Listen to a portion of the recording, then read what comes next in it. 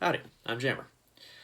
Alright, so, as I've mentioned several times before, my hometown has a public library, and in my public library there happens to be an extensive collection of microfilm that goes back all the way to the early 1900s, specifically about the year 1905.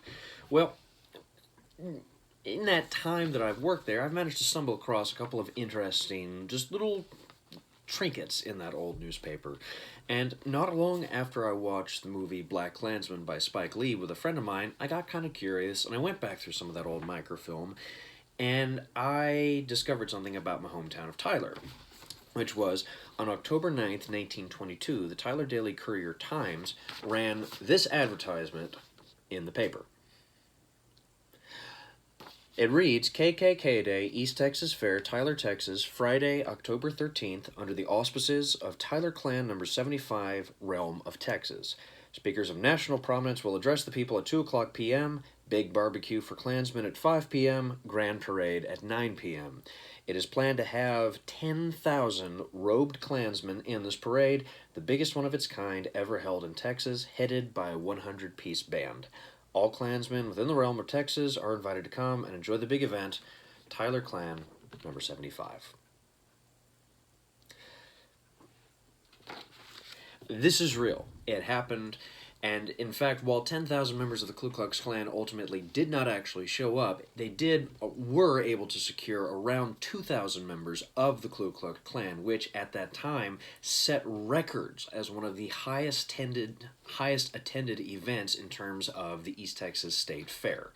There was an entire Klan day dedicated to this event. The Klan, like it's noted, had a barbecue in which there was a very large cross. Now, the cross was not burning, it was actually covered up with electric lights, that's so that people could see it all across the fair venue. But whatever the case, it was a massive event, and people from all over the county came to see these men in their robes, doing whatever it is that they do, for the most part, typically marching in unison. Think of that scene from Oh Brother, Where Art Thou, when the Klansmen are doing the hey, oh, hey sign. Probably not that goofy, though. Whatever the case, this newspaper article, or this newspaper advertisement, speaks to a very significant and really interesting point in terms of the history of the United States. During the 1920s, the Ku Klux Klan underwent a massive resurgence. It had begun ultimately post-Civil War by sort of a small ragtag group of disenfranchised whites who really felt disturbed and a tremendous amount of shame in the aftermath of the American Civil War. The organization faded largely thanks to efforts by the Grant administration.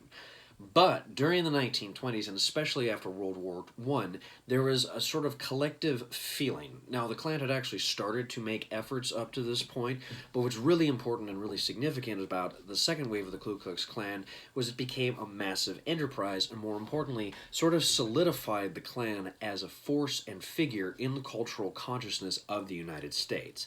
The actual resurgence only lasted about 8 years. After that, the whole movement and organization ultimately imploded under massive amounts of corruption, just a sea of lawsuits, and then there were 2 or 3 high-ranking members who had undergone either corruption scandals, or in one case there was a man who basically sexually tortured his secretary for a period of 3 days, and when the case came out, it really put just the kibosh on the Klan in total.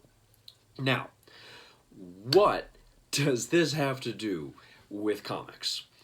Well, actually a great deal, because one of my recent videos, I had a book, much like I usually have a book just sitting up here. This is usually my way of showing off, hey, this is some of the cool books I own, and then also sort of like a subtle way of going, hey, what's this book? Maybe you should read it.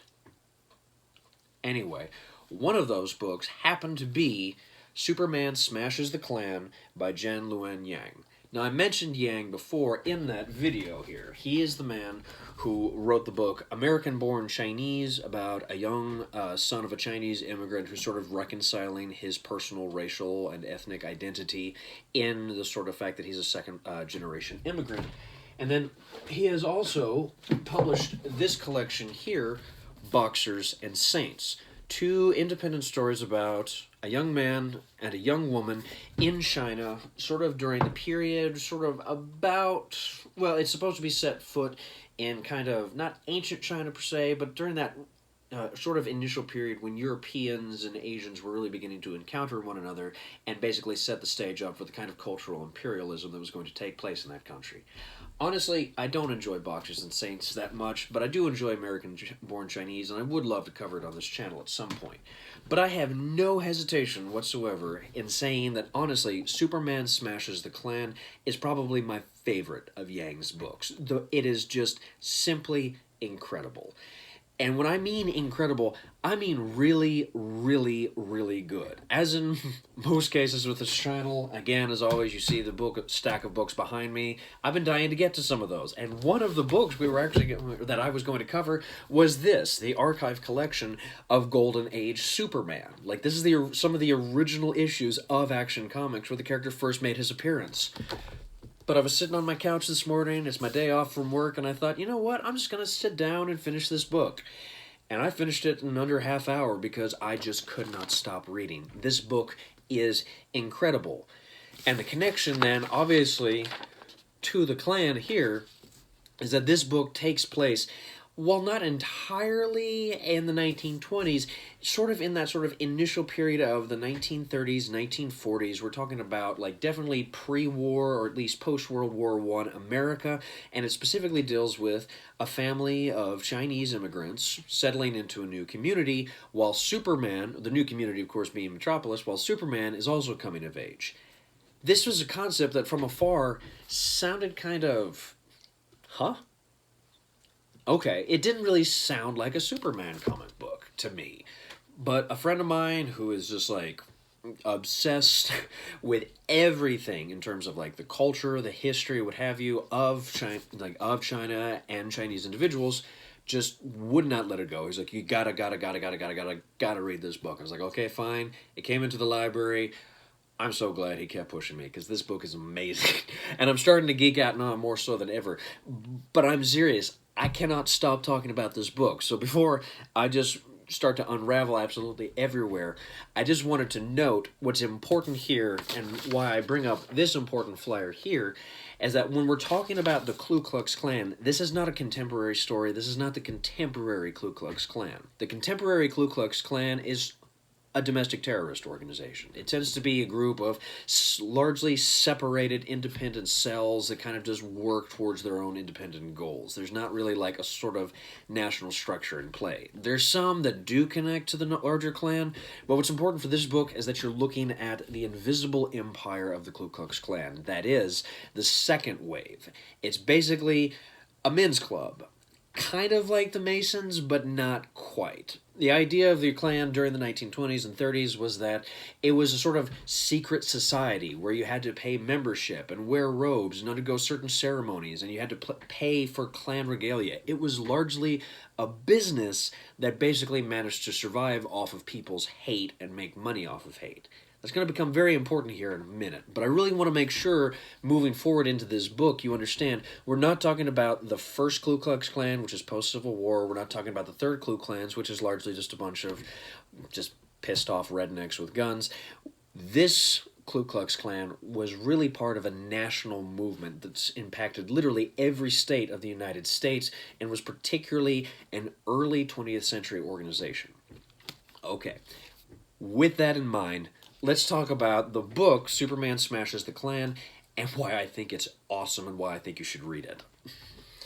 Okay, now that we've kind of covered the Ku Klux Klan, what it is, what it's about, we should probably sit down and actually talk about, you know, the book I want to talk about today, which is, again, Superman Smashes the Klan by Luen Young. So, the general premise of the book is that there is a Chinese immigrant family that is moving into the city of Metropolis. The father has recently been promoted into sort of a high-ranking position in a local health center. He's a doctor, and at first, he and his family seemed welcomed by the community at large. There's actually some gentlemen in the immediate neighborhood who come forward and they bring the family a gift basket and they welcome them forward, give him his lab coat and everything. It's really great. This story tends to center around the two children of the house who, of course, I have completely forgotten, fortunately. Let's see. Roberta and Tommy Lee. Now, it's important to note that Tommy is sort of his actual name, but the daughter's name is Lan Xin Lee. Also, I need to address this moving forward. As I've noted before in past videos, I have a speech impediment. Those S's that I make are particularly sharp. That's part of my speech impediment. I've worked on it. It's just not going anywhere. And also, as has been noted in previous videos, I am a little bit of a hick. I grew up in East Texas. I've kind of got a bit of a twang to my voice. Hence, trying to say names of Asian origin is probably going to sound awful. Kind of like when somebody who has absolutely no experience with a language whatsoever tries to speak in that language. Actually, no, that's exactly what's happening here. I know nothing about the Chinese language, and I know nothing about Chinese culture and pronunciations and just the linguistics of the language. So, if I try to pronounce their names correctly and I absolutely butcher it, please forgive me. I promise it's not like it's not anything pejorative or hateful on my end. I'm just a dumbass hick boy from East Texas, okay? Anyway, moving forward, Roberta and Tommy are the two sort of principal characters in the story alongside Superman himself. Because while Roberta and Tommy are sort of making inroads into the community, trying to set themselves up as sort of American citizens, people within the community, what have you, Superman is also in the story. But he is not the Superman of, say, whatever happened to the Man of Tomorrow, nor is he the sort of godlike figure that exists within All-Star Superman. And oh my god, these two books are amazing. I do not know why I have not gotten around to covering them yet, because I keep reading all other great, amazing books. Anyway, what I'm trying to suggest here is that while these two characters tend to be older versions of Superman that tend to be sort of more developed in terms of their confidence, their identity, as well as their superpowers, this Superman harkens back more towards Superman as a young man. I believe, though I've never seen the show Smallville, it's kind of akin to that. This is a Superman who doesn't fly. He doesn't have his laser vision or control over it. He doesn't really know about his frost breath yet. And in terms of just his super strength, that's about the extent of the powers he's really aware of. There's also some prevalence of super speed. But one of the interesting things about Superman Smashes the Klan is that the book is largely about Clark trying to sort of figure out who he is. We note in this one early passage where a friend of his is being picked on by a couple boys in the local neighborhood. He has a moment where he discovers his laser vision, and he is sort of treated upon with distrust and fear by his friends. And so that creates a sort of inside of him a sense of distrust and uncertainty. Another aspect of the book which can be really interesting is the way they handle Superman's eventual discovery of himself as well as his past. Again, this is a Superman who is aware that he is an alien of some sort, but he ultimately, through the course of this book, really discovers his history as a Kryptonian, he discovers his ancestry, and ultimately this book is about him reconciling his identity as an alien with humanity. This, of course, I see what he did there, is trying to sort of mirror Tommy and Roberta's struggle of recognizing themselves as Chinese individuals or Chinese Americans, but then also trying to reconcile the fact that they're also Americans. Throughout the book, the Klan sort of continually focuses on their racial identity as a way of separating them from the rest of the community and creating sort of distrust in themselves. One of the fundamental lessons of Superman Smashes the Klan is actually very similar to this book, American-Born Chinese. It's a story about young Asians, usually from immigrant families, trying to reconcile their personal racial identity while also trying to sort of find a place for themselves in this new world and find an inner confidence. This is one of the reasons why, content-wise, this book is really great. Tommy and Roberta's story is not just a story about their race, it's a story about themselves, trying to figure out who are they, what do they want, what goals do they have for themselves, what do they want to be in this new culture, in this new life, in this life period. Is the sum locus of their being their race, or is it just the choices that they make? And that, in turn, mirrors Superman. And so in this way, Lang is really using the character of Superman to sort of try to explore this notion of race. Because while Superman is trying to figure out who he is, where he comes from, what he wants to be, and the sort of hate and fear around him, how does he personally reconcile his powers and what he can do? ultimately, and what's really great and tremendous about this story is the life choices of the members of the Klan are ultimately revealed to be rooted in just fear and paranoia, and ultimately paths that don't lead to any sort of real prosperation or any real purpose. They're empty, they're filled with fear. Whereas ultimately, Roberta, Tommy, and Superman pursue an identity in which they try to work collectively within the community to make the world a better place. So in this one little book, Lang manages to sort of encapsulate almost everything about the immigrant experience, about racial bigotry, about race in America, not just in terms of the past, but even addressing sort of contemporary issues with racism in the United States, which, my God, we're dealing with that concept even now more than ever.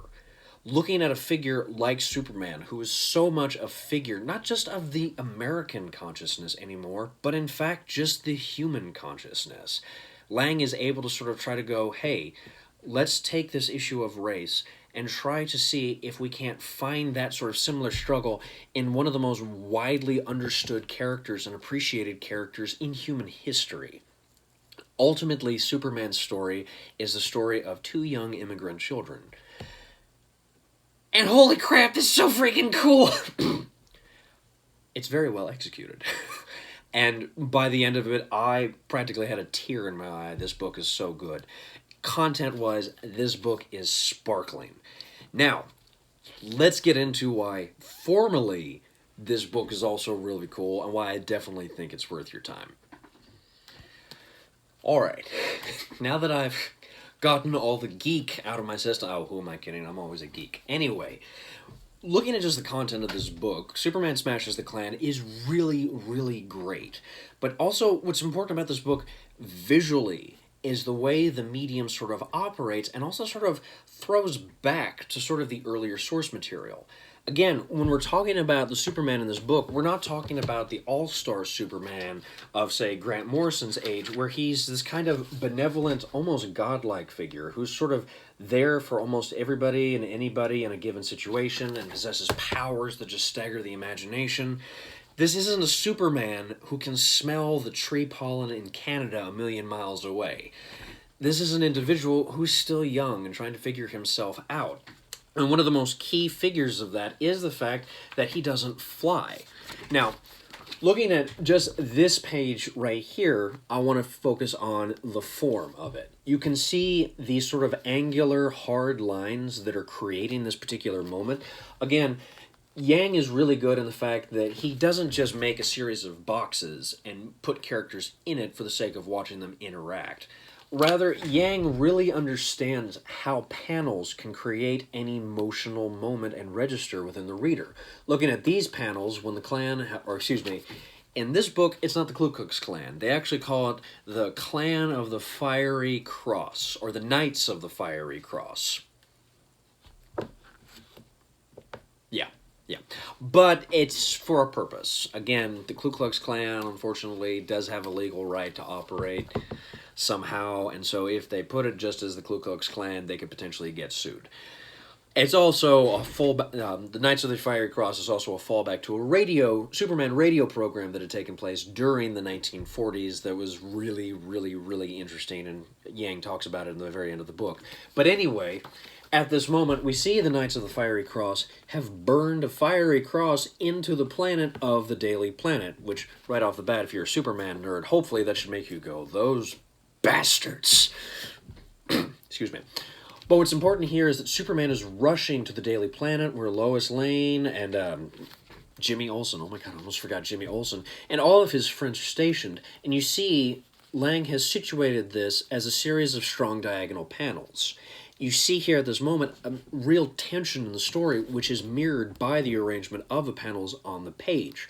But something that's also going to be sort of subtly missed here is you note continually that Superman runs on the power cables in order to get from place to place. Technically, he runs all over the place. But this one panel is important because if you go to, say, the original comics, and not just the original comics, we're talking about Action Comics #1, the very first appearance of the character. Superman is chasing after some thugs. He captures their leader, and he runs on the power cables. And you'll note the man says, "Stop, stop, we'll be electrocuted." "No, we won't. Birds sit on telephone wires, and they aren't electrocuted. Not unless they touch the telephone pole and are grounded." Oops, almost touched that pole. Superman literally ran on the power lines in the very first issue of his very first comic book.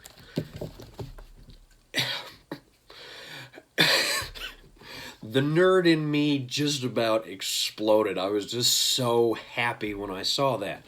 But this is, again, that at that moment is sort of a throwback to show how much Yang cares about the character of Superman, how much inspiration he takes from that character, and then also ultimately tries to engage the reader by showing you sort of a throwback to some of the early days of the character of Superman and his earliest antics.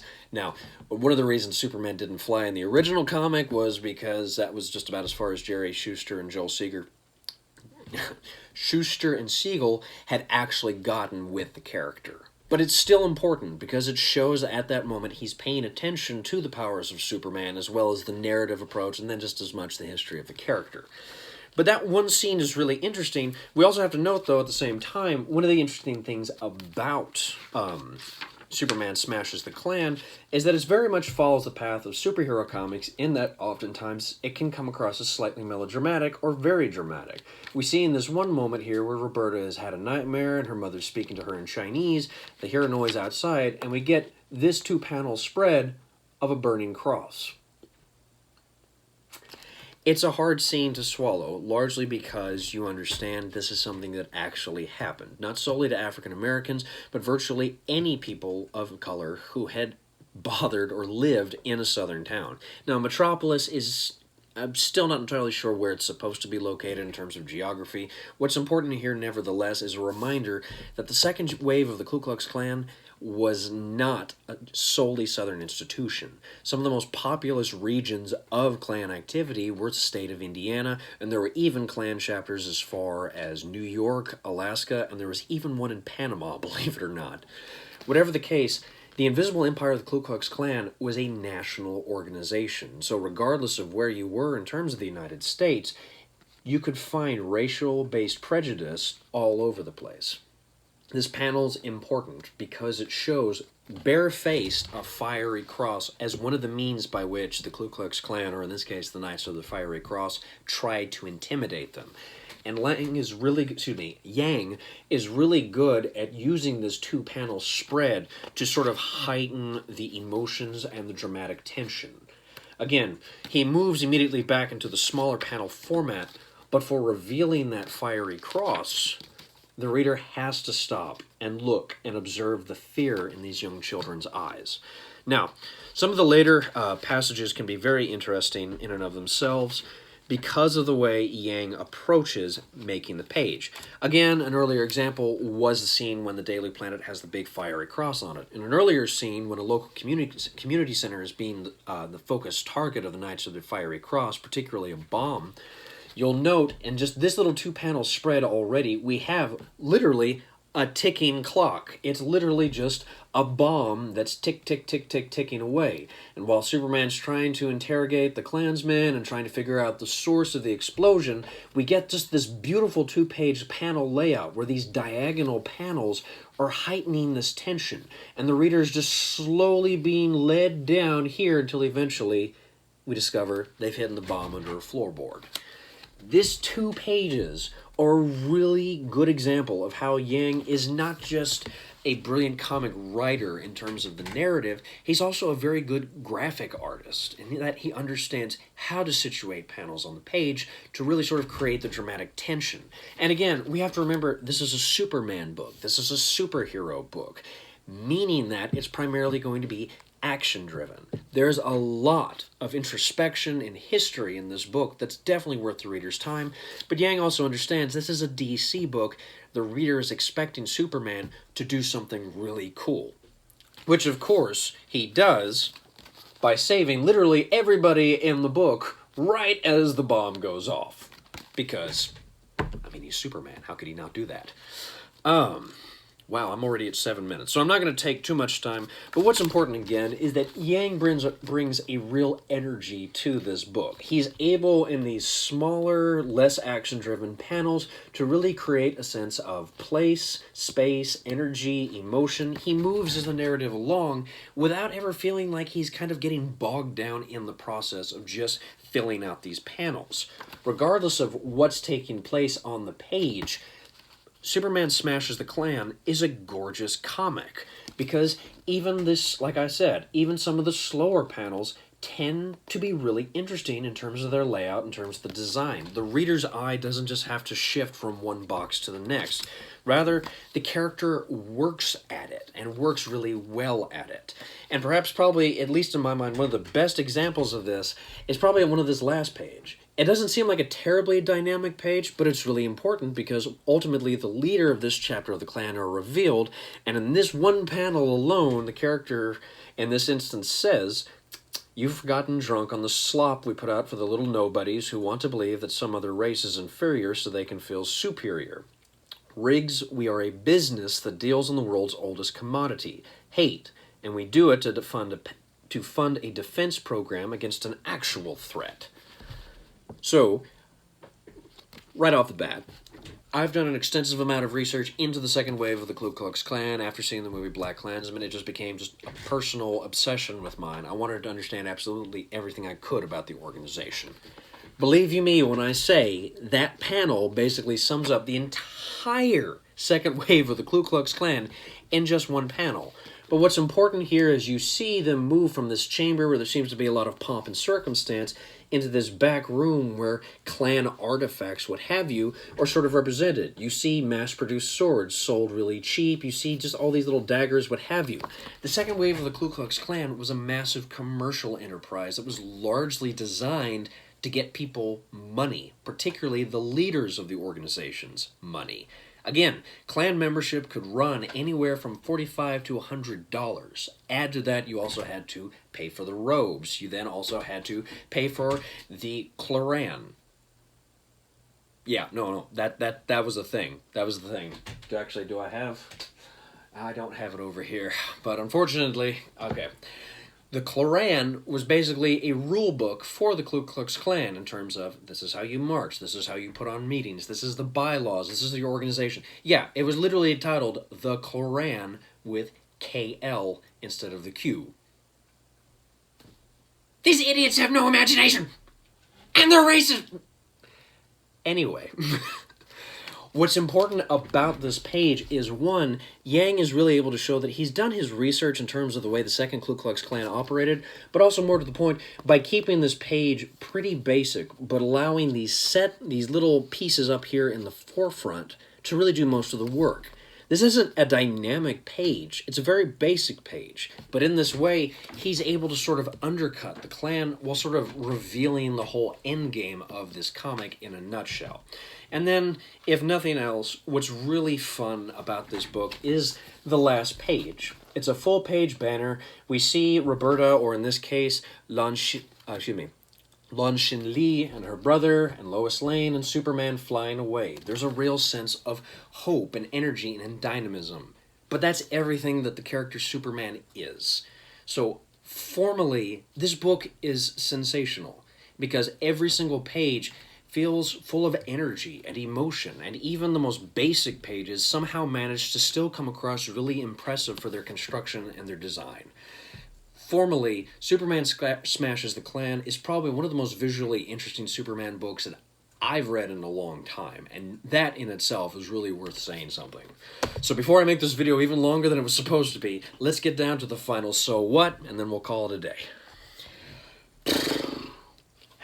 What else is there to say? Superman Smashes the Klan is more than just a fun book about Superman fighting the Ku Klux Klan that aren't really the Ku Klux Klan, but come on, they're the Ku Klux Klan, and helping two young Chinese immigrants as they sort of acclimate to American society. This book is so much more than that. It is a love letter to comics. It is a love letter to a superhero. It is a love letter to one man's sort of profession of the pride and comfort he feels in his racial identity, and how a character like Superman, who has seemingly been a white icon ever since his inception, when taken back, was actually the dream of two young Jewish kids who wanted to find some sense of agency. Superman Smashes the Klan is more than just an opportunity to sort of reflect and comment on the current dynamics of race that are taking place in the United States today. It's a chance to look back into history and sort of find the sort of reality that no matter how much things change, the more they stay the same. Hate, as this so clearly demonstrated, is not anything new. It's something old, and it stays with us, and it's something that is going to be inherited by every generation. But as every new generation comes of age, they find ways to combat it and try to find connection with other people. And Yang managed to do that through the medium of comics. So Superman Smashes the Klan is a fun story. It's visually an impressive story, and it's a really interesting opportunity to explore a story that doesn't always get told, especially in the field of comics.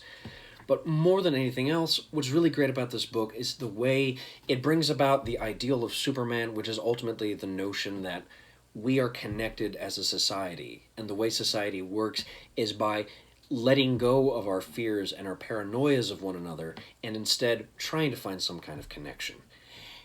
And if the year 2020 has taught anything to society, a book like this is more important than ever. At a time period where everyone is so divided, religiously, politically, racially, what have you, Superman Smashes the Klan is probably one of the best opportunities I've seen to really see people trying to come together, try to find common ground, and try to make the world a better place. And so I hope I don't come across as too Pollyanna-ish when I say this, but seriously, the world would really be a lot better place if everybody just took 5 minutes to read this really great comic book about two young Chinese American kids meeting Superman, beating the Klan, and just realizing, hey, we're all people. Let's come together. All right, I'm going to end it there. Thank you so much for watching. If it hasn't been made apparent already, I really hope you get a chance to read this book, because I finished reading it like 4 or 5 hours ago, and I'm still pumped and energized about it. So definitely check out your local library. That's actually where this copy came from, was my local library. You can probably see like the stickers and identifying markers and all that fun stuff on it. But check out your local library. They probably have a copy of this if they have a graphic novel section. If they don't, they could probably get it to you through an interlibrary loan. I absolutely recommend it. If you can't go there, check out your local comic book shop. It's a Superman book. They probably have a copy. And if they don't, they can probably get you a copy of it. As always, please like, share, and subscribe, all that jazz. It helps me, and it lets me know that you're watching these and you want to keep seeing more of them. If you ever have suggestions or just general comments, please leave a comment in the comment section below. I may not respond right away, but I will look at them, I promise. And I'll try to get back as soon as I can. And seriously, thank you so much for watching. I really appreciate it. Go read some comics.